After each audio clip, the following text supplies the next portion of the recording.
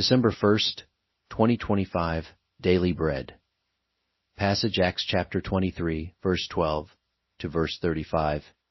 Key verse 29, title. Paul's dangerous road to Rome. The next morning some Jews formed a conspiracy and bound themselves with an oath not to eat or drink until they had killed Paul. More than 40 men were involved in this plot. They went to the chief priests and the elders and said, "We have taken a solemn oath not to eat anything until we have killed Paul. Now then, you and the Sanhedrin petition the commander to bring him before you on the pretext of wanting more accurate information about his case. We are ready to kill him before he gets here."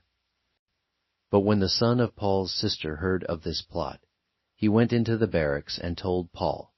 Then Paul called one of the centurions and said, "Take this young man to the commander. He has something to tell him." So he took him to the commander. The centurion said, "Paul the prisoner sent for me and asked me to bring this young man to you because he has something to tell you." The commander took the young man by the hand, drew him aside, and asked, "What is it you want to tell me?"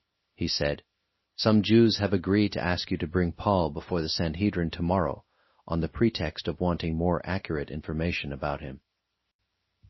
Don't give in to them, because more than 40 of them are waiting in ambush for him. They have taken an oath not to eat or drink until they have killed him. They are ready now, waiting for your consent to their request." The commander dismissed the young man with this warning, "Don't tell anyone that you have reported this to me." Then he called 2 of his centurions and ordered them, "Get ready a detachment of 200 soldiers, 70 horsemen, and 200 spearmen to go to Caesarea at 9 tonight. Provide horses for Paul, so that he may be taken safely to Governor Felix." He wrote a letter as follows: "Claudius Lysias, to His Excellency Governor Felix, greetings. This man was seized by the Jews and they were about to kill him. But I came with my troops and rescued him, for I had learned that he is a Roman citizen.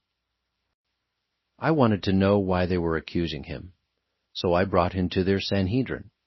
I found that the accusation had to do with questions about their law, but there was no charge against him that deserved death or imprisonment.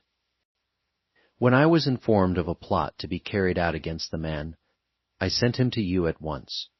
I also ordered his accusers to present to you their case against him." So the soldiers, carrying out their orders, took Paul with them during the night and brought him as far as Antipatris. The next day they let the cavalry go on with him, while they returned to the barracks.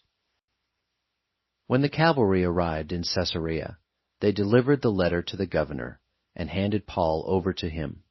The governor read the letter and asked what province he was from. Learning that he was from Cilicia, he said, "I will hear your case when your accusers get here." Then he ordered that Paul be kept under guard in Herod's palace. Daily Bread Message. Paul had been nearly torn to pieces during his trial before the Sanhedrin, but he was saved by a Roman commander. Still, the Jews' desire for his death was not over. 40 of them made a solemn oath not to eat until they killed Paul. Paul's nephew overheard the plot and was able to get word to Paul. As a prisoner, Paul had no choice but to entrust his life to the hands of the Roman commander. Lysias, Paul's faith was not misplaced.